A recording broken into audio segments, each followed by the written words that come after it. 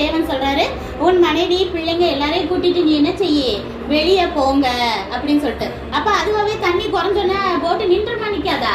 நின்றும்ல. நின்னோன்னா அவங்க எல்லாரும் வெளியே வராங்க.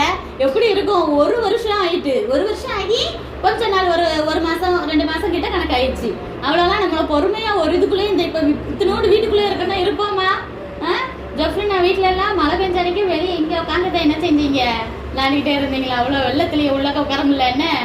எல்லாச்சும் அது சின்ன பிள்ளைங்களுக்கு ரொம்ப கஷ்டம்.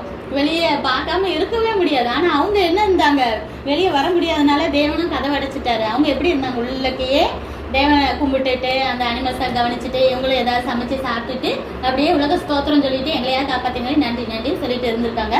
அப்புறம் வெளியே வந்தோன்னே முதலாவது யாருக்கு என்ன செஞ்சிருக்கணும்? தேவனுக்கு தானே நன்றி சொல்லணும். ஏன்னா அவங்க உயிரை அவர் தான் காப்பாத்தினாரு.